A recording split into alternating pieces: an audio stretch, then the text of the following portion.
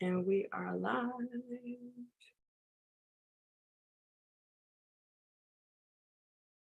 Right now. Go.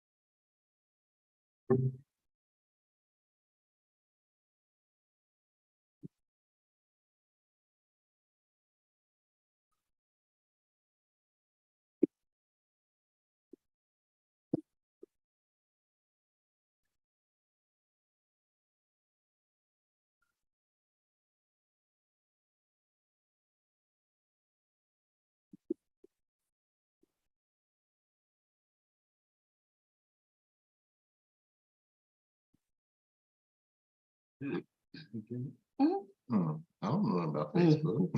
Shoot, I don't know what you're doing. Oh, okay. Gotcha.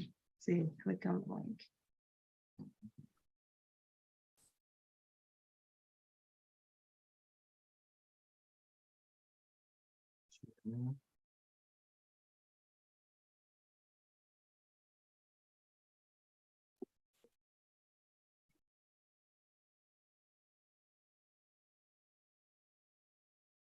There we go.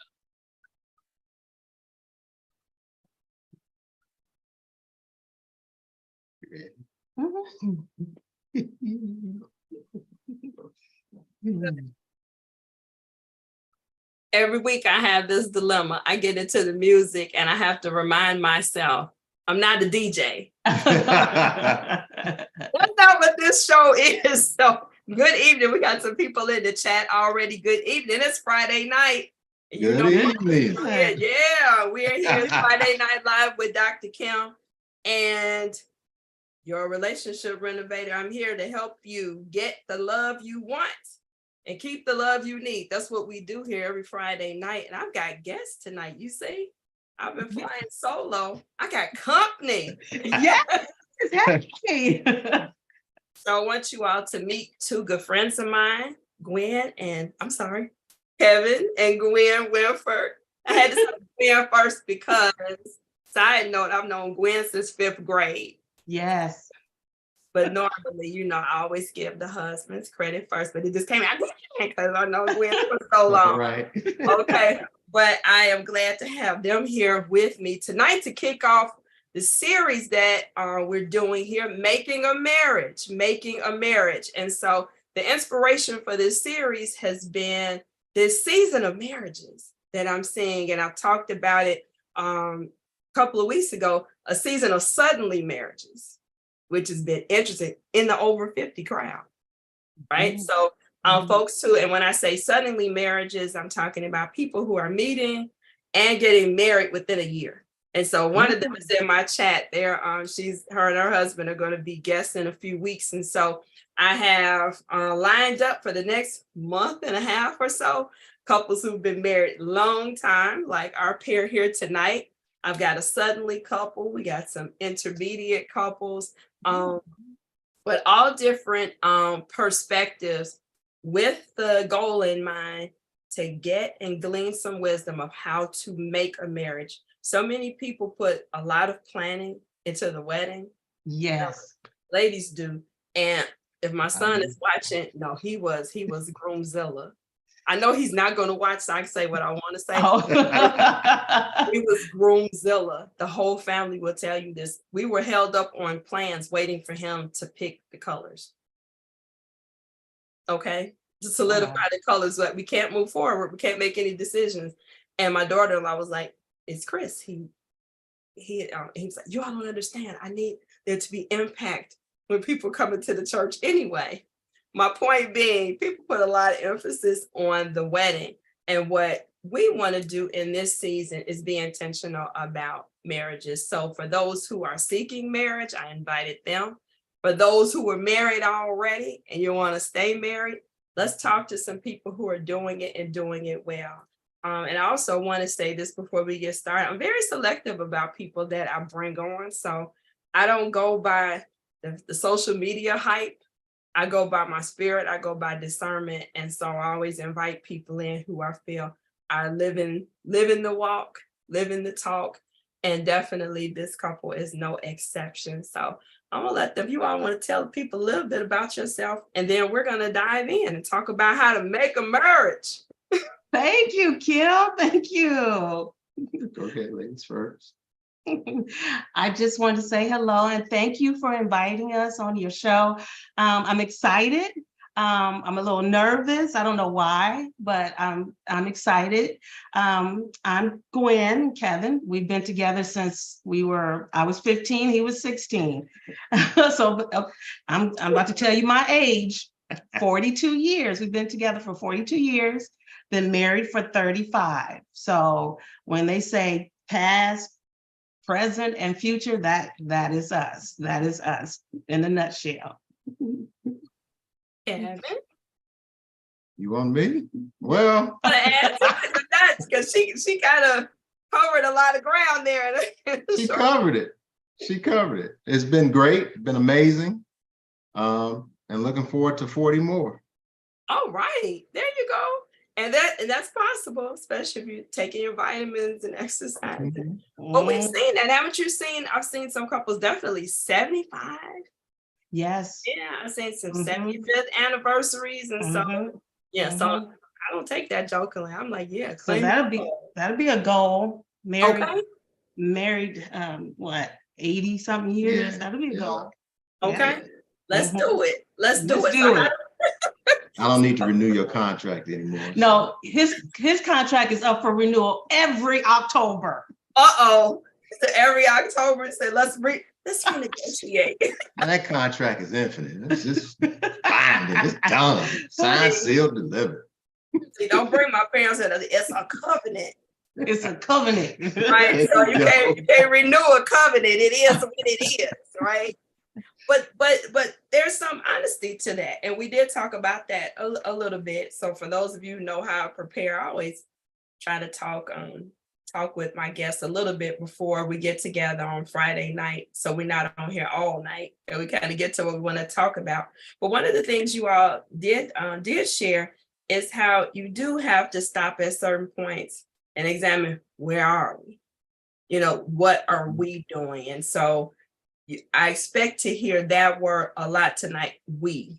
And I've been emphasizing that on previous shows, that is the hallmark of a solid relationship. When we think as a we, when we think about us, when we move and make decisions, etc. So what about that? So talk to us a little bit about that. 35 years, 42 together, those transitions. How did you work your way through those transitions where you're like, okay, there's life happening? And Kevin, you had some very good things to say about that the other day. That just life begins to happen. How did you all negotiate that? Well, just like with anything, like you said, in life, you always have issues and problems. Heck, we just had a flood, from water. We made adjustments. And that's just like with a marriage. You make adjustments, you figure it out, but you don't give up. I think that's our key. We don't give up. We work through it. Okay, like you always say, she always says, you go to your corner, I go to my corner. And then we go from there, calm down.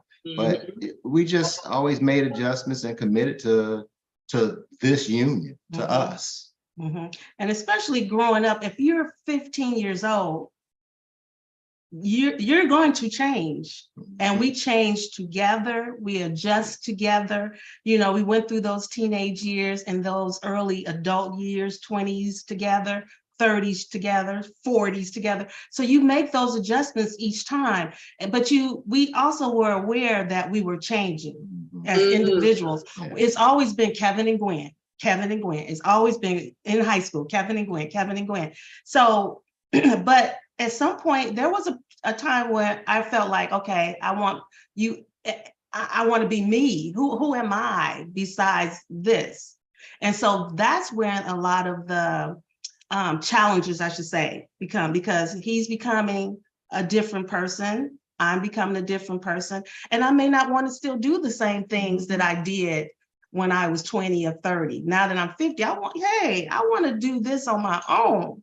And for him to understand that, and for me to understand that. So adjustments and commitment. He said this last night to me. He said, you know what? I keep thinking about the purpose of our marriage. You know, commitment. We made a commitment that we were going to be together and work things out. But I also remember before we even got married, I felt committed. Before we even signed those papers, I felt safe. I felt safe with him. I trusted him.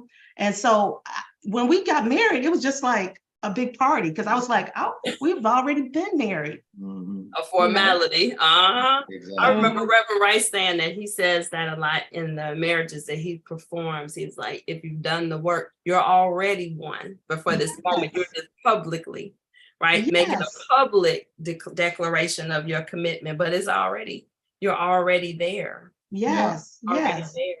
So and what made that commitment solid so early is because we made the commitment, or we worked on that relationship to feel safe in each other's presence. Yeah. That I can talk to you about anything, I can say anything, and you won't feel threatened. I mean, because think about the time we were growing up, you know, and that age of coming into enlightenment, of realizing things, and am I missing things? Did you see Gwen? Did you see that girl? I'm like, yeah. Did you see that dude? Yeah. And there was no threats there that, oh, he's looking at her. I always knew that I was the most important person in his life. And he was the most important in mine. And so I can point out, oh, look at that girl right there, Kev, or look at that dude, and nobody felt. She always messed with me because I love shoes. I love her in her shoes. And I always, if I see some nice shoes, I will point them out. We can be in church and he'll go, I said, get off the stage. You must be listening to the message. And he said, but you see those shoes? And then he'll be looking for those shoes for me. Oh, wow. And then he'll complain, why you got 200 pair of shoes? I was going to say, he feeds the addiction. Yes. She look good in shoes. Hey, he said, you can't beat them, join them. Yeah. I get it. Exactly. I get it. I want to step back. We're talking about adjustments. So when we first got married, you know, I don't like her upset and things of that nature. And when she would come home from work, venting about work, I would always try to give some, hey, why don't you try this? Why don't you try that? I would always try to fix it. And finally, one day she was like, Kevin, I don't need you to tell me what to do. I just need you to listen. I said, shut up and just listen. I don't need you to fix it. He tried to fix everything. I was just like, just listen to me. And I listened. So when she came home the next time, I just listened. And then if she said, hey, what do you think? Okay, that's open the door for me to give my opinion. It's those simple adjustments like that. So all of them not simple, but that's just an example of making an adjustment. I think it goes back to what you were saying about the commitment. If you're saying that despite everything, it's us. Yes. You're the most important, right? I want you to be okay. And I know that you're equally as committed to making sure I'm okay. Then you're going to turn in instead of turning to the outside to figure it out. Even if that means like, okay, we're going to go to our neutral corners with the goal of coming back together and fixing it. Right, or making the adjustment, but not you see. I knew, or I was waiting for the other shoe to drop. I knew. Eventually, he was going to do something. I knew it was too good to be true. She was going to. It was like, no, that's not like her. That's not like him. So let me see. Let me ask the question, or like I like to tell people, let me go to wonder, and say, why would they? Why is she doing that? Why is he doing that? Or why are you reacting to me this way? Or like you're saying, some things. Just in the moment, instead of harboring it, saying, hey, flag on the play. Dude, I don't need all of that. I'm just trying to vent. Oh, wow. It's that simple. And I think that's the simple part, Kevin, when you said the simple, sometimes the adjustments aren't simple, but the intent that we have can make things a lot simpler than if we get in our head and we start overthinking it or going to the village, which again is something I didn't hear a lot in your conversation about going to the parents, going to the girlfriends, going to my guys. It was like, I'm going to the corner and I'm coming back to you, because the only person that can really fix this is the person I'm in a relationship with. Go ahead, you all. I feel something funny coming. Oh Lord, let me prepare. No, go ahead. I know what you're about to because say. earlier, we said this every time there was a challenge or disagreement.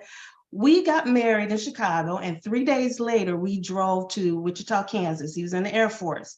And things, issues will pop up, and I used to tell him all the time, I said, if we lived in Chicago, I have 5 sisters. Thank you. I have 5 sisters. If we lived in Chicago, I would have ran to my mom's house, tell my sisters, blah, blah, blah, blah, blah, blah, blah. And they love Kevin. They've known him since they were 4 years old, but they're going to be on my side. Forget him, do this and stay over here. And he would go to his sister and same thing, forget her, even though she loved me, forget her, stay over there. But by us being in Kansas, we had to learn how, okay, you need to go over there for right now. You go over there. I don't have no money to go to no hotel. I don't have no money to take a flight to go to Chicago, and we're going to work this out. Then eventually you come back together, but we had no choice, but we was like, well, where are you going to go? Exactly. So nobody was in our business, not my sisters, not my mom, not my friends. Now, there was times you needed to vent. I would vent to my mom and she was like, because she knew Kevin was a good guy and came from his family, she said, you guys need to work that out. She never offered any suggestions, told me what to do. You just worked, and I was like, then I just right. Aren't you supposed to be on my side? Yes. That was such a blessing, because a lot of times people can't say that, right? So then you're trying to figure it out, and then you got the jury of your family. God forbid you got the jury of your friends. And you're like, okay, now I got all of this I have to consider. And so she did you a favor, sending you back sending you back to the person you're in a relationship with. I said, I love you both. That's the commitment. Yep, there she goes. They're putting it back together. I know the wedding I did last summer, that was something I asked the parents when they did the candle and the sandal. I was like, no, you're making a commitment to support the marriage and send them back to each other. These are both your children now. So you can't take sides. I love you both. So short of abuse, go on home. You can sit here, I'll fix you some chicken. We can talk. Okay, about 10 o'clock, you can go home, figure it out. Now, you want to sit on the couch, fine, but at least you're under the same roof and you're not going to be here. I'm not going to be a part of it. I'm going to be part of the solution and not a part of the problem. So, so it was kind of a good thing to be away from Chicago. Like I said, kind of forced you to think about what are you going to say? Okay. Let me say good evening. We got a chat full. You all got family in here, and everybody, your sisters in here. Okay, so we want to say hi to Janine Harris and Elwood Harris. They're going to be on here in a few weeks. It's good to see you all in the chat. Good evening, Meredith. Good evening, Lisa. They just said Lisa, your baby sister. That's my baby sister. And hey, Sherry Berry. And we got a few other people. Good evening. Please like and share. We need as many people in here to hear this as possible, so we can all leave here a little bit better. I didn't tell you all what was in my glass tonight. Tonight we're doing a light daiquiri, homemade. Did a homemade daiquiri. It's Friday. There you go. See, you had something for your nerves. I was about to offer my daiquiri through the screen, but you got what you need. All right, take a sip. Let's hydrate. So I want to take everybody all the way back to the beginning. I want to take you back to the beginning. So how you met and how you decided to be together. I think that is a very interesting tale. So take us back to the beginning. Well, when she first saw me tell it. When she first saw this, she fell in love. She just couldn't help herself. Say that. He didn't look like this when we got together. He was a nerd. He had these big old glasses that was like this. I got the pictures. He had these light blue jeans on, and so it wasn't even that. So don't even. So She knew the other side of the family, Your my other cousin. cousins, my cousins, and I really didn't know Gwen until my cousin's 16th birthday party. I lived in London town, and they had it at my aunt, and they had it at the community center. So we're in there partying, having a good time, and I was dancing with my sister, but Gwen was asking one of my cousins, who is that girl? Is that his girlfriend he's dancing with? And my cousin Nancy was like, no, that's his sister. They looked so cute. They were in sync. What I didn't know at the time was Roxanne was teaching him how to dance. That's why they were always in sync, you know. And so I was like, man, he looks just like his sister. So I thought that was, I mean, his girlfriend looks just like him. So after the party, everybody was breaking up. We was going out to the car. So I was driving, and I was hugging my cousins. And so then I went to hug Gwen, and I slipped of the tongue when I was hugging her. I gave her a kiss and slipped of the tongue. 10 years old trying to put his tongue in my mouth. I said, goodbye, cousin. And he said, you a special kind of cousin. I was like, Mannish. Yeah. So I was like, I spent the night with Olivia and Nancy that night. That was his cousins. Olivia had been my best friend since kindergarten. And so I spent the night, you know, and I'm sitting there thinking about this kiss. I'm like, tongue in my mouth, and he's supposed to be my cousin.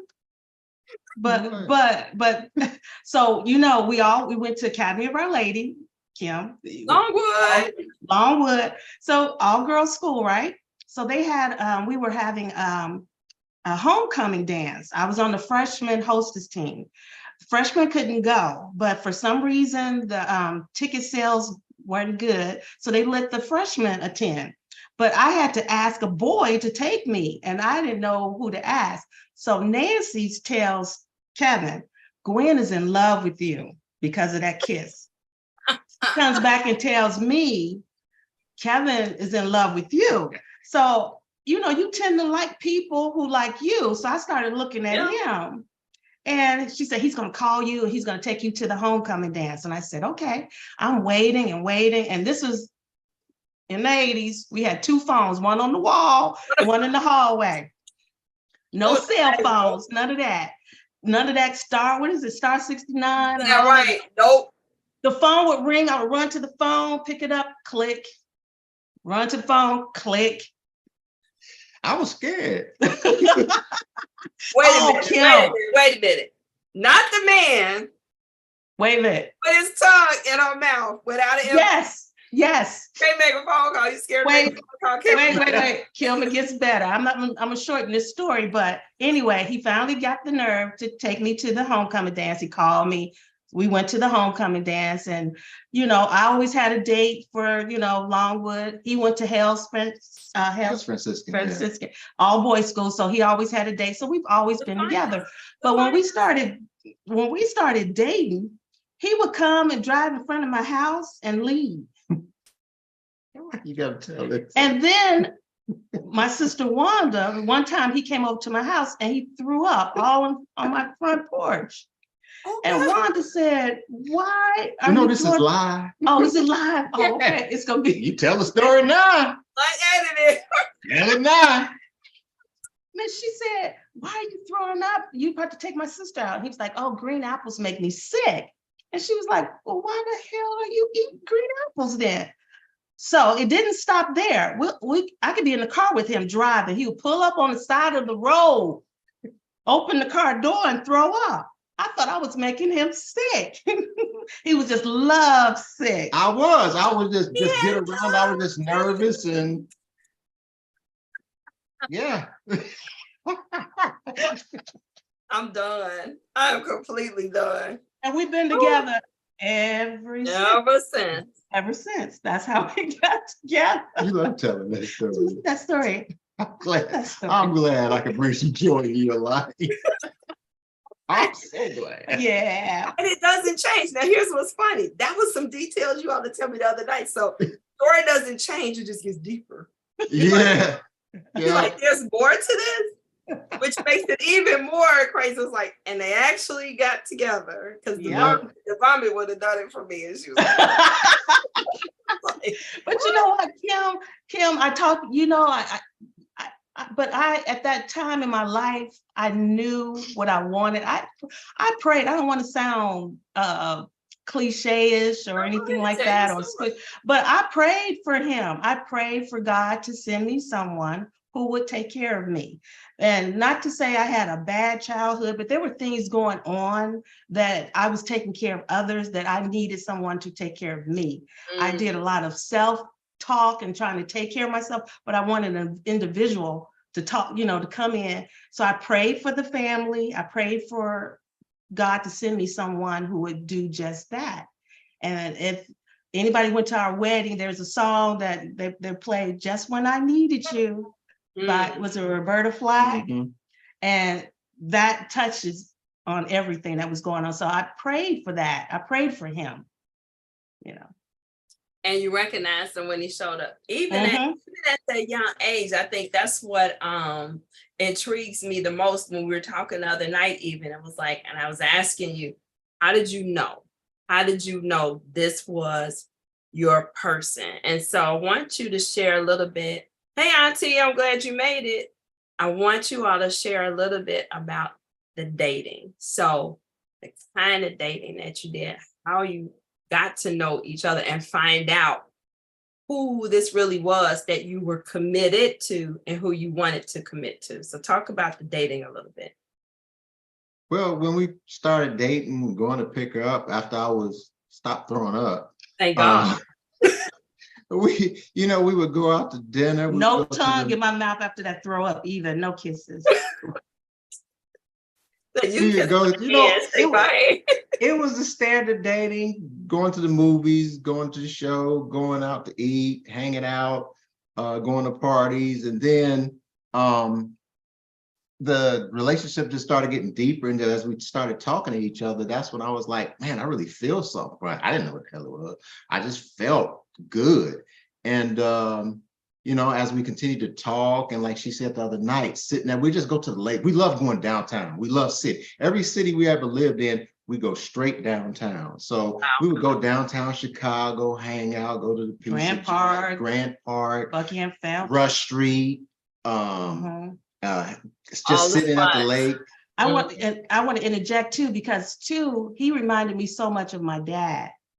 My dad, my father would pick, my mother and father were divorced and I had a stepfather, but my father would pick us up on a weekend, Wanda and I, and he would take us to things like Black Expo, McCormick Place. He would take us to Enchanted Forest, Six Flags every year, roller skating, museums, things to, what was that place? Bricktown or Old Town? Old Chicago. Old Chicago. So he would take us places and would tell us about history and trying to, educate us and expand our minds and things like that. So when I got with him, he would do the same thing. He would take me to like Pullman Park, the historical area there, and tell me about different buildings, and the oldest building in Chicago. We went to the first McDonald's and, things like that. And I was just like, he reminded me of my dad. He just kept pushing like, oh, we're going to go to the museum. And I was like, so I had that role model of my dad who always took care of us. And then here he comes along and he's like, let me show you these things and let me take you to the lake. And we would sit at the lake and just look out and just talk about our future. So that's what our dating is going. And that's what I wanted you to get to, the quality of the dating you were doing. Like you said, you saw, did the social and the cultural things, but actually spending that time talking, exactly. Asking, like I said, what do you think about things and where do you see yourself? So say a little bit about that.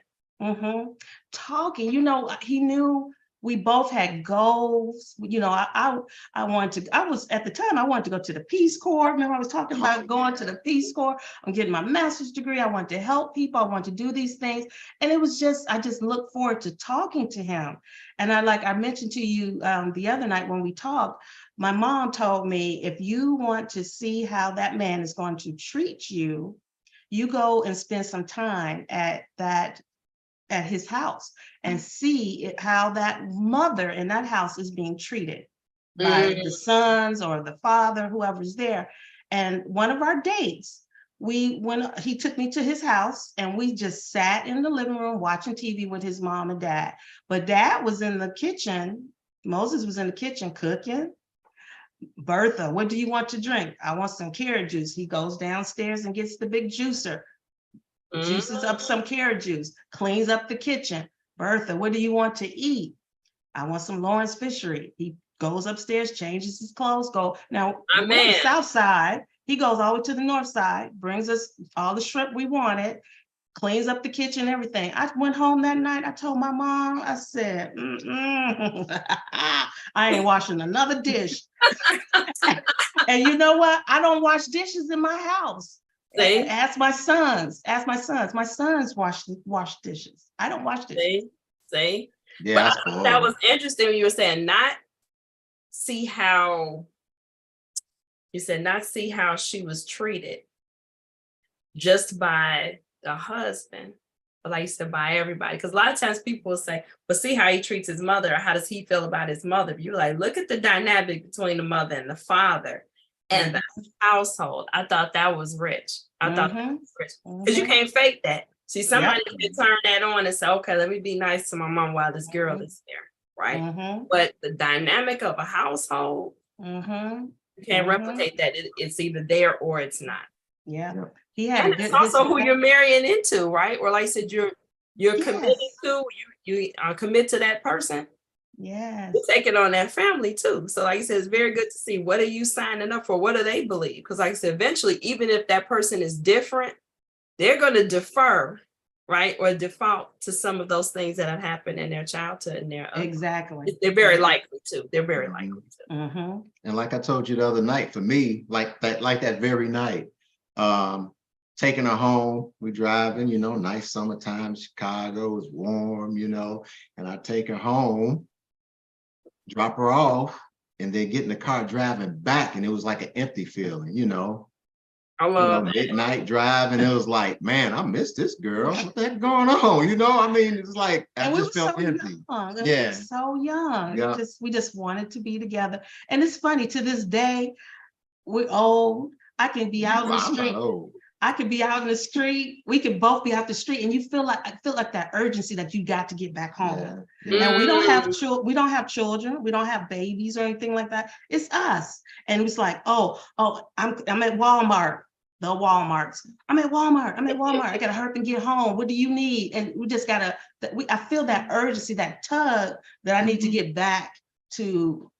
For whatever reason, we might not even have plans. You just feel like you need to get back. Yeah. In the space, you need to be near, in proximity. Absolutely, because it's a we. Yeah. It's an us. Yeah. But going back to adjustment, so first got married, it was us. We had one kid. Oh Lord, what are we to do with this one kid? And I'm glad he's still alive. But we adjusted there. Then we had another kid. We had to make adjustment there, and then the soccer as they got older, going to take daycare, picking them up. Oh, I gotta work, or this and that, or I gotta go TDY, deploy somewhere, and we made adjustments. And then as the kids got older, okay, then in high school we had to make adjustments, but we concentrated on us. But then we had that foundation, and then as they got older, and like we went to college. Then, okay, it's us again. Okay, what are we doing? All right, it was nice being empty nesters. And then, they got older again, and now, it's just making those adjustments. But it's like, we knew our foundation was solid. Yeah. That's our song, Solid as a Rock. Yeah. We knew that sometimes I would have to take the lead and be there. And sometimes he would take the lead, and we just jumped in and did what we had to do. And sometimes we can be crossing each other and be like, I'll see you. I'll get back with you. Because we had things to do. Yeah. I'll get back with you. And then the boys left for college, and we were empty nesters. And it was like, we came right back to when we were back in high school. Yeah. And started acting up and crossing the city lines, going to get different alcohol that we couldn't get over here, and Yeah. going to concerts. So it was just right back to the same old. It was like, Yeah. oh, there you are. Yep. And that's our So you thing said now you is were maintaining concerts. it. You said you were maintaining it though Mhm. throughout. Yeah. Throughout. Yeah. Was that intentional, or do you think that was just because the foundation was so secure at the Foundation. I think the foundation was there, but it was also very intentional because when the boys came, when it was just us, we were a couple, it's Kevin and Gwen. Mhm. But when the kids came, we became a kids couple. Mhm. Everything was about the kids, and there was no jealousy because you're spending so much time with the kids. It was very intentional that now we have this foundation, the kids are going to have us, and then it became our job to make sure that they knew that they had each other, that I had a relationship with both of them, but I would take them on, we call them dates. Well, they're older now, so they don't like that word, but they used to go on dates. We will all four go out together. Then one time it'll just be me and Brandon. He will go with Kevin. The next time I would take Kevin, he would take Brandon. So we could all have our own relationship with each individual child. And, so that was very intentional, how we wanted to build our family, and that they knew they come to me for certain things, they come to him for certain things. And we understand that. And when he crosses over, I'll go, like my lane is spending money. If the kids want something, money, clothes, anything, go to mom. And then I would do it. And if he would say something, I would say, stay in your lane, stay in your lane. And his lane was the sports, because they were into a lot of sports and traveling and going to this camp and that camp. And if I said something, he was like, stay in your lane. Yeah. Or if they want to go somewhere, they would ask me. Yeah. So you knew that, but I guess what I'm trying to get at, so you were intentional about how you built your family, the kind of relationships that you wanted to have with your children individually and collectively. But how did you maintain yourselves as a couple while you were raising the kids? Because that's what I'm seeing on this side of the empty nest, is that when you see a lot of marriages fall apart. Because when the kids are gone, and they may have seen each other across the room, but once those kids are gone, there's nothing in common, right? Because we've been raising the kids. Yeah. And this couple that we were before the kids, that's a distant memory. So how did you all maintain while you were raising these two wonderful men that you brought into adulthood? Foundation, solid. Yeah. We knew who we were, who we are. We knew that. But you know what? Even in the midst of all of that, the baseball, basketball, football, traveling with the military and things like that, we still took time for each other. We still took time for each other. Even if it was like, he would always call, check, make sure you're okay, how you doing in the middle of the day. If it was just like, how are you? What do you need? I'm going here, things like that. And at night, I think the biggest thing was, and don't get me twisted or anything like that, he's my husband, my best friend, but he's my good gossiping buddy, because he'll be like, oh, wait till tonight, what happened, and we'll get into bed, and this is true intimacy. We're in the bed, gossiping, girl, and really, No, that's for real. And sometimes like if I'm on the phone now and he's like, what? I'll tell you when I get off. And then I'll go, girl, and then I'll tell him.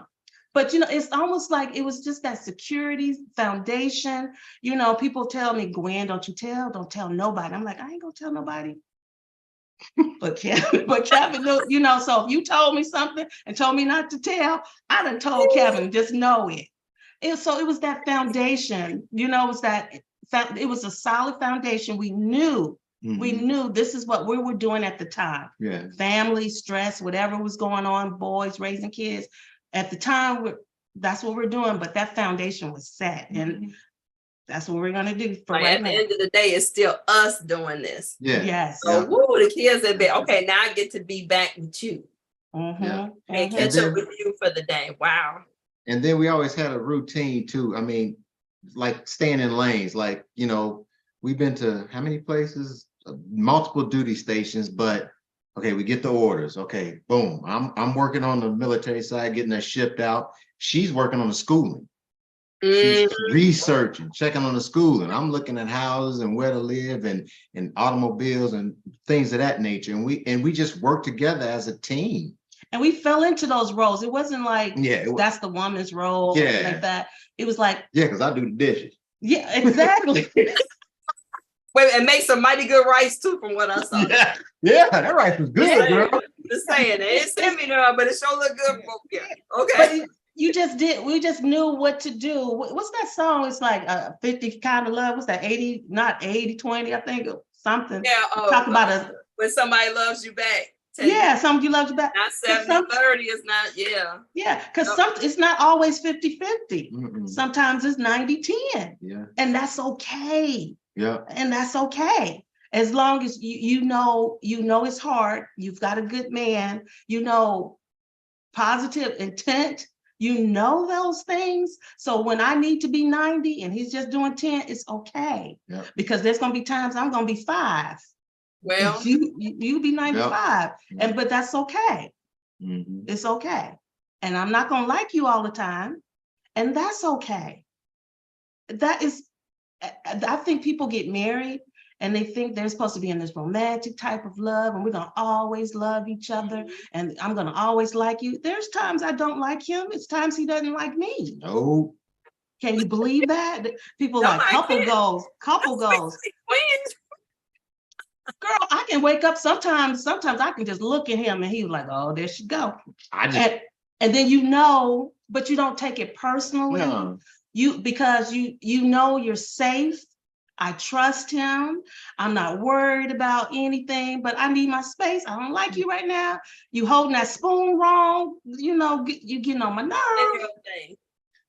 But But that's you- human nature. Like I said, that's human nature, even with your kids. And I would say this to people, you birth your kids, that's probably the closest to most people's hearts other than a spouse. And so if your kids, who you love more than anything, I mean, you would snatch your spleen out for them. You know, if they get on your nerves, sometimes just like I said, waking up, breathing hard or whatever, then what would make you think a spouse wouldn't? It doesn't change the love. Or No. shouldn't. Mm-mm. Shouldn't. But like I Nope. said, the expectation I think is there that you're supposed to Mhm. stay just like you are every day. And when Mm-mm. that changes, then now, you know, Yeah. all bets Yeah. are off. Y'all go through something, but man, I lost my train of thought. What I was about to say. I'm getting old. Sorry. Bring it back, No, Lord. no. Yeah, I am. And then- Oh no, this is what it was. You know, the best part now though is even if we do disagree or mad or whatever, the best part is you ain't going nowhere. She ain't going nowhere. And it's funny So because just be you mad. get mad, be like, just be mad. Just be So I mad. just say, I said what I said, and then we Yep. bust out laughing. Yep. Yeah. Put an We- S on we your just- chest. Be Superman. Yeah, I'm like, what you say? I said what I said. Then we just bust out laughing and go on. Yeah. Mhm. That goes back to the safety and security you talked about earlier Mhm. when you made that commitment.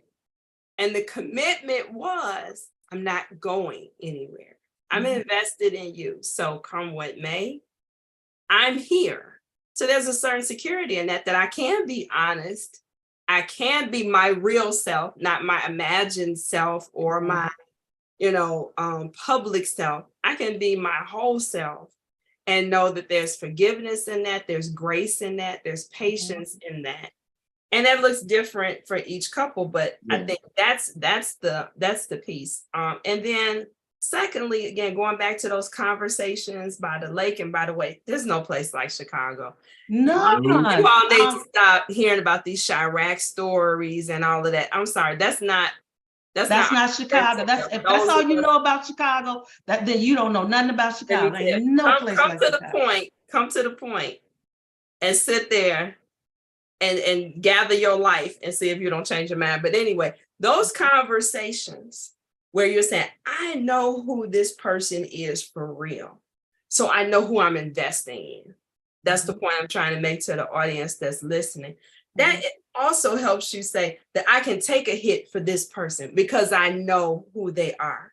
But if you're just betting on, well, we're married, we've made a commitment, right?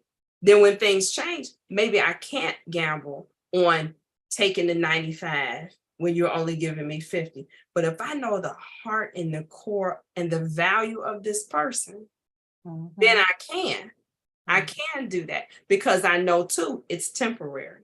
It's temporary because I know your investment in me Yeah, exactly. is That's it. reciprocal. That's It's it. reciprocal. You got me, I got you. We've said this and you've shown me that. So I want you to go back to early on. You were talking about your dad and the trips that Kevin took you on that reminded you of your dad.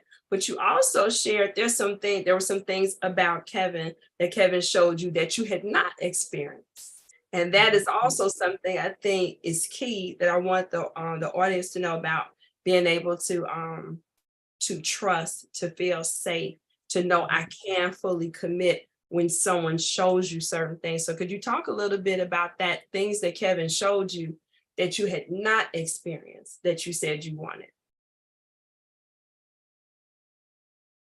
Meaning things that he showed me that were challenging or? The things that he showed when he proved his commitment to you. So you were saying how not trustworthy, but how consistent he was. And how his follow through. So if he said he was going to be somewhere, he said he was going to do something. Yeah. Oh yeah. I just knew like I didn't, as a 15-year-old, I didn't know I had what we're calling expectations. I just knew this is what I wanted.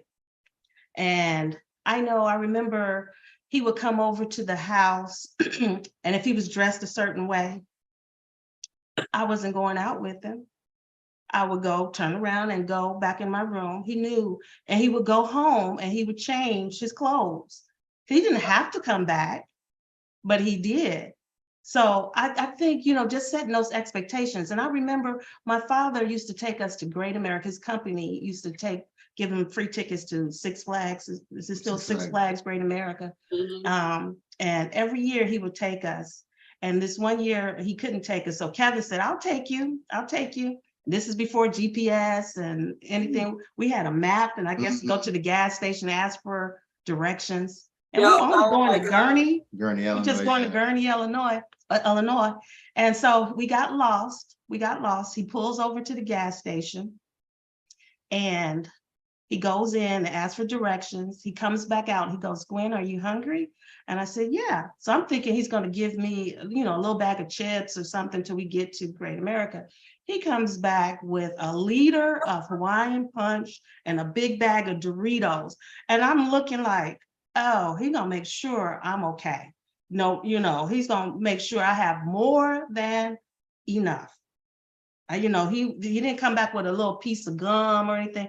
He said, she's going to have more than enough. And so just those little things, and I was 16, 17 years old. And, just those things, I said, oh, he's going to make sure. And even as we, in our marriage, I remember I had a pair of red fuzzy socks, my favorite socks. We went on vacation, some hotel, I left them. And I said, Kevin, I lost my socks. The next day I had a box full of different every color fuzzy socks I ever wanted. I was just like, just those things. I've always felt like I was the most important person in his life. Even after the kids came, he got 2 sons. And, as they got to be teenagers, how bratty teenagers get a little mouthy and, pumping up the chest. They said, one of them said something to me, Kevin, the oldest, said something to me. And my husband said, you will not talk to my wife like that. You're not going to talk to your mother like that. You're not going to talk to a woman like that. He said, you will not talk to my wife like that. I'm going to give you the full story though. So we was in Alaska and he was mouthing off. I hope you're watching, Kev. And I'm sure you remember this. So he was coming down the stairs mouthing. So I came around just what I said. And I didn't punch him, but I pushed him, laid him on the stairs, and his eyes got like that. And that's when I said, you're not going to talk to my wife like that. But that security, I was like, oh, oh, Yeah. you know, you feel safe because as a mother, I would do anything to protect my children. I have even protected my children from him. But I told you know, don't say nothing. You're gonna Oh, get a I know. spanking. You know what I mean? You know, as Yes, a mother. ma'am. Yes, And I used to ma'am. tell, I will kill, you know, I will kill you over my sons. But you know, but he said, you will not talk to my wife like that. And I was just like, But by the same token, as far as you, she's saying what I brought, what I did for her and how I made her feel. The way she carries herself and the type of woman she is, it just made me want to elevate myself. It made me want to take care of her. And you know, it's like, okay, I got to do better. I got to do better. I got to do better. I mean, that was just a drive she gave me. She didn't push me. It wasn't even like that. It's just that when we came together as a unit, I just wanted to give her certain things, and I wanted to just go in the right direction as a family. And I just can't even describe it. She gave me that. That's what she gave me. Everything I have today is because of her, because her not even knowing it, but she gave me that drive to be a better person and to, you know, take care of my family. Because all my buddies at work, I hope Derek's watching, him and Christian, but Derek always says, man, you married up. So he said, you married up. So yeah, so Yeah, you said, since I know it, I'm gonna keep her too. Yep. So Her. she just keeps me going and always there for me. And it was amazing, like being in the military, like being in an aircraft, and hey, I cannot get off the jet because you know we run testing engines and all that. You need to go pick up the kids. All right, I got it. Babe, I gotta go TDY. I got it. It was no, oh, we gotta move. You gotta leave move. your dream job. Okay. Ooh, Yeah. goodness. Yeah, I mean, Yeah. so Yeah. That's a lot, but that's inspiration. So I heard you say a lot in that. So she inspired you. I yeah, still think that goes back to those lakefront talks. I yeah. told this girl this is 16, 17. This is where I saw the future. Mhm. This is what I was gonna do. This is where I was gonna be. And you're a quality man of your word. Yeah, that's gonna pull on you. And she's showing up being that person that she's shown herself to be. Again, not the imagined self. Her real self was who you fell in love with. And she was able to maintain that across, you said, geographic locations, Mhm. across children, etc. But I thought that was so valuable, that statement that you made to your son. Don't talk to my wife like this. That goes back to that commitment again. And a lot of times I see that people lose that again once the children come, because now I see that person as a mother. I see that person as a father, but lose that again. There's an us. That's my wife. That's my husband. That's the primary relationship. There's God, there's us, and then there's our children. And so by you saying that, not only defending her, not only affirming her, teaching your sons as well. This woman is to be regarded and held to high standard, but she saw it when she came and visited your crib. When you was a shorty, she saw it then. Yeah. And so what did I say at the beginning? If you see it played out in the family, that's at the core and the root of that person. So either they're going to run from it or they're going to default to it at some point. And so if you saw that, you're like, that's who he is. That's what he's saying. That's his lived experience. That's his truth. That's what showed up in that conversation with your son. That man that you saw 20, 30 years before that. And so I don't want anybody who's listening or watching to take that lightly, what we're saying. Not just vetting the person, vetting the family. Having those real honest to goodness talks at the beginning. Where do you see your life? I just had that talk with my daughter earlier. Where do you see yourself? Now, if that aligns with this person and we're heading in the same direction, you want the same things I want. You have the same drive that I drive. Then it's going to be less of a fight, less of a challenge, because we're already knitted in to go in the same direction. But if you're sitting there saying, well, I'm going to try to be this for this person, totally different than what you're saying is, I'm going to be what I promised. So you weren't trying to be what you thought she'd like. Exactly. The keeper, you were being who you said you were going to.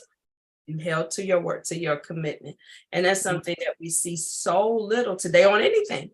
I mean, look at the attrition we're seeing on jobs. People change a job in a minute. That was not part of our generation, definitely. Yes. You want a job, well, I at least got to wait till the end of the year or the end of the quarter. These folks walk in on Tuesday. Get somebody else to do it. I'm out. Yes.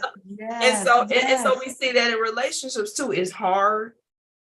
You don't look like you used to look. It's making me tired. I'm sick of explaining it to you. You're supposed to know. Whatever. Yeah. Hey, I can do this. I can do bad by myself. Go and try. So many of my friends who were ready to go out the door, that 20th year, I want to talk about that a little bit because that's the trend I'm seeing in coaching. That 20th year seems to be the marker now that folks are like, look, we're near the empty nest. If I gotta pay child support, it's probably only another few years. So, it's not like this is a good time to exit. I'm still good enough. I can start over with somebody else, but I'm out and I'm the poster child for stay and work it out. If that person is not abusive and you all still have any love on the table, stay there and try to work it out. It is not a picnic out here in these streets. Because because the people who have left, for false pretenses, some of them are still on that. So they're not looking to build, even at this late date. They're looking to get what they can get. And then when that's tired, they get tired, they move on. They move on. And so there's something to be said for giving your word, keeping your word, standing. Let me see what's going on in the chat. Y'all had people crying in here. It's terrible. Oh, I'm trying to pass the tissue. Oh, it's real black love. Lisa in here crying. Lord God. But she said, now I have to say this publicly, and your baby sister saying this. She says she tells Kevin all the time, thank you for loving my sister the way he does. I do have to. That is a blessing. My father told him, my father's passed now, but take care of my daughter. My uncle say that to my mom always say, take care of each other. Yeah. Take care of each other. Yes.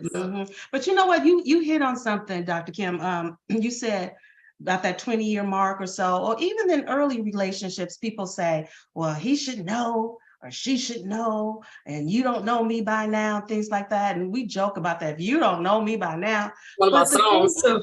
Yeah, but the thing is, especially, and I'm not trying to make men mad or anything like that, but let me tell you, this is the truth, honest truth. Men are not stupid. Men are very simple. Yeah. Very simple. If they go to the store and say for instance, you've got a baby, a newborn baby, as a mother, I go to the store, I know, let me pick up some diapers, let me pick up some Similac or whatever, and I'm gonna go home. That same husband knows he's got a wife and a baby at home. And if he's a good man, I'm talking about good men. I ain't talking about nothing else. If he goes to the store and he calls you and be like, what do you want from the store? A woman's like, well, we got a baby at home. Why you can't pick up some Similac and a bit milk? You have to tell him. And so what I've learned is that I have to tell him what I want. Tell him, would you pick up some diapers and some milk? Yes, of course. Don't assume like he should know that, because they don't think like that, like us. And there's nothing wrong with that. It doesn't make it right or wrong, or he's bad, or how come he doesn't think. It's not like that. You just tell him what you want. And if you got a good man, he will do it. Look, okay. So what's the harm? A lot of women, and I'm speaking from experience, from some of the friends I know, they get offended that why do I have to keep telling him what I want for my birthday? Why do I have to keep telling him? Because you do. Like you said, certain things, yes, you do. Here's the key to it, and this kind of goes back to what Kevin was saying a moment ago, when he was saying how he's wanted to please you. It's not so much telling them, but it's how we tell them. And that's where I think some women miss the mark. So they first of all get upset that I should have to, right? Uh-huh. But then when you deliver it and it goes bad, you see, that's why I don't tell you nothing. But how did you deliver the message? Mhm. Did you talk to him like he was one of your children? Mhm. Would you get some? Because I know if I don't tell you, you ain't gonna get it. Would you mind getting such while you in the store? Yeah. Now when he's rolling his eyes and stuff, see, I don't say nothing to you. What? How else could he receive that? Mhm. Because I was given. So it's kind of this perpetual, circle here. Like I said, we expect men to think the way we do, and I've seen men who expect. Why are they trying to block comments? Let her say what she got to say. It's nothing bad. What was she? Somebody blocking comments? It's YouTube. Oh. So But it goes- sensitive. It goes both ways, though. I mean, it's just a simple fact of Absolutely. communicating, because, like, yeah, she knows. Tell me what you want, and I'll get it. But tell me, and it goes both ways. If I need something or something we need to do around here, I need to tell her. She can't assume. Yes. Don't assume. Yeah. And, I'm not talking about simple things like he doesn't know my color, favorite flower. I'm not talking about things like that, because of course, if you're gonna know it's pink roses or whatever. I'm not talking about those things.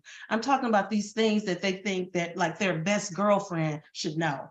I'm on my period, and he should know that I need hot tea and that, even though he does know that. I'm gonna say, yo, gossip buddy, he know that. He know. But you know what? I think it depends. Let's say this, and I think you all will agree with me. And I was saying this before we went live. Most couples have the balance of opposites, right? So you have your timely person, your person who's free with their time, the saver, the spender, the night owl, the early morning person. And so in this respect, we're talking about a detail person and kind of a big picture person. And so it's not always aligned with gender. Because I was watching a podcast the other day, and this man was saying, like, he's the detail person in the family. He's the planner. So he's the one, okay, Memorial Day is coming up. So I'm going to send out the text so we know who's bringing the potato salad, because, we don't eat Miss Edwards potato salad. So who's bringing the potato salad, who's bringing the baked beans or whatever. And the wife was kind of like, as long as I know when to show up and what he wants me to do, I'm good. Now, most of the time we see the opposite, right? It's the wife who's the planner. Baby, it's the holiday. We got to do this. The husband's like, just tell me what you need me to do. So I think the bigger picture that I'm hoping that our audience comes away with is looking at the balance within your relationship and figuring out what's going to work between the two of you. So where are you strong? Like you were talking about, you handling the kitchen, she handles this. That's what works for you. Mm-hmm. So the same thing here. If you have a partner who really needs quarterback your partner. Yeah. Give them the audible. Give them the audible. It's when that pushback comes. And it's hard if you haven't experienced that. Because like I said, I've been there where I have been vocal with a partner and like, you're just a crybaby. Or you so high maintenance. Really? For me to ask you to do it? Wrong person. Mm-hmm. Again, that's the message I want you all to see. Wrong person. It's not that you were asking for too much. You were asking for the wrong person. Exactly. So what she's saying, what they're both saying is true. That's being authentic. That's being authentic. And a man said this earlier too, he said, something's wrong with my car. Me going to the church and praying about it, and that's it, probably is not going to get my car fixed. Right? Right. So it's the same thing with this problem. My husband driving me crazy, my wife driving me. Well, I'm just going to sit over here and pray about it. I'm not going to talk to them. Not going to get any help. I'm just going to pray. And just wait. Eventually, he's going to get a clue. Now, some people also play that silent treatment. If I don't talk to you long enough, then you'll come around. Well, what's wrong? Nothing. Or back to what you're saying, you should know. You know what you did. We grown. I shouldn't have to keep telling you what you did to get me upset. It's like, oh my gosh. So I just see people making it so hard. And some of it is from lived experience when you've been vulnerable in one place and got burnt. But if you're not willing to let down your guard, then you just don't need to be in a relationship, because it's not going to work by everybody holding on to their cards, trying to win. Mhm. Me trying to win, not Yeah. us trying to win. I'm trying to make sure I'm okay, Mhm. so you don't hurt me. Mhm. So it's interesting. Oh, I got some agreement there. Y'all send me some hearts. They You felt that one in their pinky toe. Okay. They felt Yeah. that one in their pinky toe.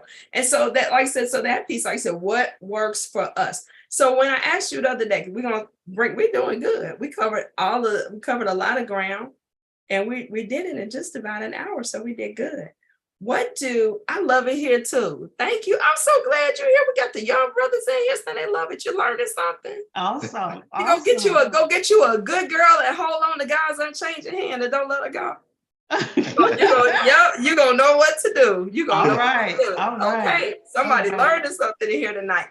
So when you think about Gwen and Kevin and Gwen and them, Kevin and us, when you think about that entity, what do you think the purpose is for your marriage? Why do you think God put you all together, young as you were, and now you're still together, fine as y'all are, and people are saying that all the time, oh, you good together, and I'm like, and they do, y'all do.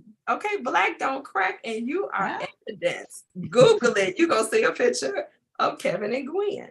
But what do you think you all stand for? If you wanted somebody to think about your marriage or your relationship and say, wow, when they think about you, what would you like the legacy of your relationship to be, or what do you see the purpose of your relationship being? And we talked about this and talked about it. And I keep going back to, why did God bring him into my life so young? And this is the truth. I prayed for him. I wished upon every star, and that's no joke. I would I'd go outside, and the star would be the first star I saw. I would wish. Didn't know it would be him, but I asked God to send me someone who would see me, who would take care of me for me. Yes. And I prayed for it, and it worked. And I did not waver in that belief that he would bring him to me. He brought him to me at a time when I needed him. And together we were supposed to build this family. It was supposed to be a Kevin and a Brandon. It's supposed to be Kevin and Gwen, Kevin and Brandon, the four of us. His mom used to say all the time, if it's just the four of you guys would just be happy and don't care about nobody else. Yeah. That's what she would say. But that was our purpose. And for our young men to grow up and to be who they are. And I'm so proud. My boys hate when I say this, but the friendship that they have together is two grown men. They're 30 and 33, still hug and kiss.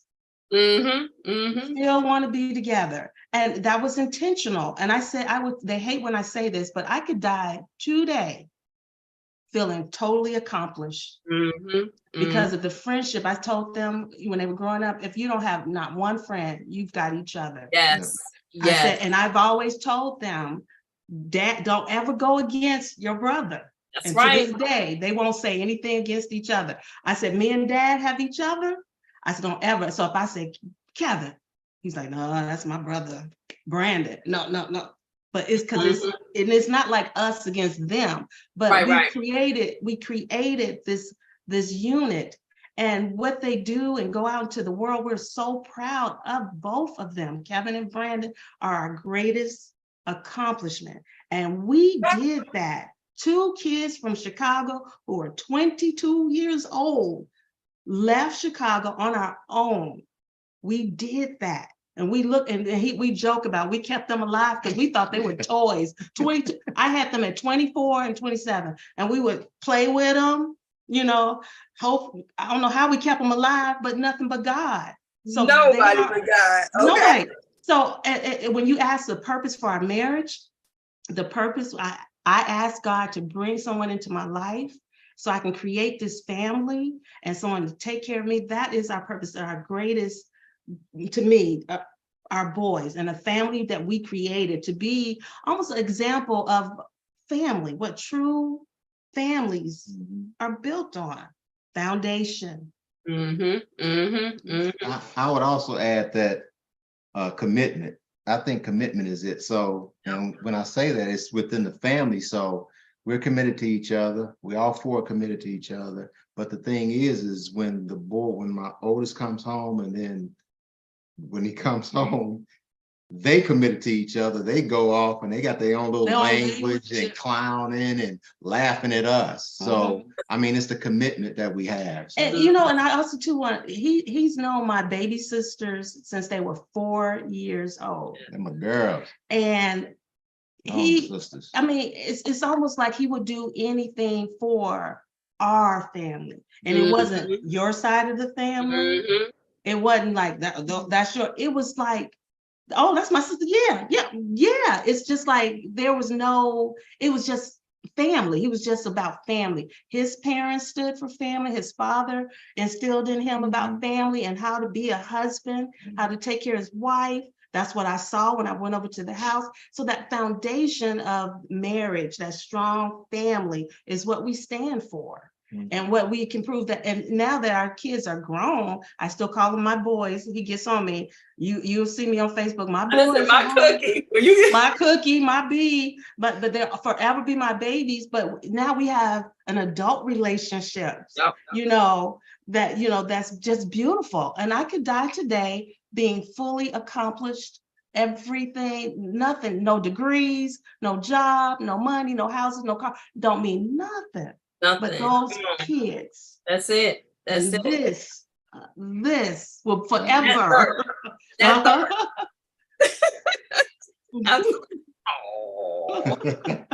Oh. And that's and I'm glad, like I said, everything that you said, that's definitely, if I said to Google any of that in my personal Google, that's what I think of when I see you all. I was like, just solid family. And like I said, and that commitment. But most definitely the us, which is what I call when I see you all. And like I said, never having been in the space with you all in real time.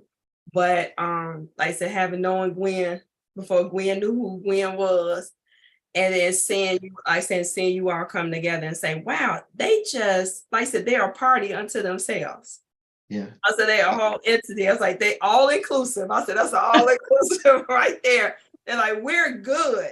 Now, if something else comes along, that's just gravy. That's on top, but we're good. And I said, there you go. Let these kids into it. Hey, we're not looking, we're not trying to keep up with the Joneses. We're the Joneses.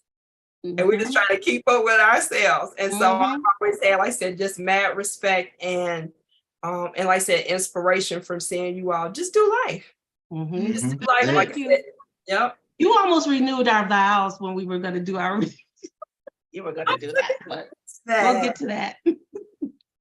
But you, like I said, you're renewing them every day. And it kept right. That's right. He make you do it every October anyway without an audience. So that's right. You have no idea what you've agreed to, but you seem to be okay. So, that's another show. Okay, right. We got about we come up at least 2 or 3 other shows that we need to talk about. Last question, and then we're done. You all have really, wow. I'm just saying, chat is so full of love right now. They really have enjoyed the conversation, enjoyed your authenticity, your candor. And just again, out to everybody, I said, they're magic. I said, you got to come just to see these two. They just, oh, thank you, Q. Just fun. Because like I said, you can't fake it. I think people, and I can speak for me, people, including me, who, I think I'm healed from that now, being older. But when I was younger, I would see couples out, especially at church. You're like, oh, and I would go home, tell my husband, why can't we be like them? And he's like, those people ain't really like that. That's how they are in front of people. But if you go home with them, like some of them, he knew they ain't like that. And then others, it's like, they may not be like that. And sure enough, one by one, we would see the unraveling, people putting on a show. And so like I said, to see you all stand and say, hey, it's not perfect. Life isn't perfect. But this right here, this is real.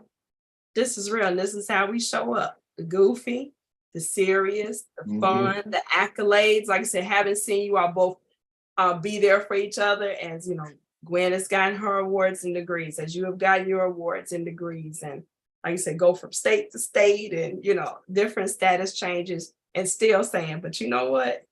But this doesn't change. And Mhm. that's what I was hoping tonight, that everyone would get an inspiration from just regular people. These not celebrities. They're celebrities to, you know, in our Mhm. circle, but not celebrities, just regular people living good lives. And this is possible for us by doing the things that they talked about, laying a foundation, being honest about what you want. We heard Gwen talk about that in her prayers. Just being honest with God. If you can't be honest with God, shame on you. I don't know who you can be honest with. And then when you meet this person saying, hey, this is what I see from my life. This is who I am. This is what I bring to the table, which is some of the, you know, language from today. But being honest about that. And then showing up and being yourself, not the representative, not being who you think this person wants you to be. I'm trying to attract this person. Just saying, if I keep showing up as me, do they want who I am? Are they willing to be in this space? And to hear just Kevin talk about how he missed you since he dropped you off, I'm like, that's priceless. And as it should be, as it should be. I'm seeing my baby go through that now. She came home for, you know, a couple of weeks, and then she's going back. I miss my person. Like, I'm glad to be home with you, but there's part of me that's someplace else. Yeah. That's a good sign. That's a Yeah. good sign, as it should be. So studying that family, I'm just trying to make sure I get all the lessons here at the end, you know, good lesson closing. You know, every teacher tries to do that. How to treat the family, how the family dynamic.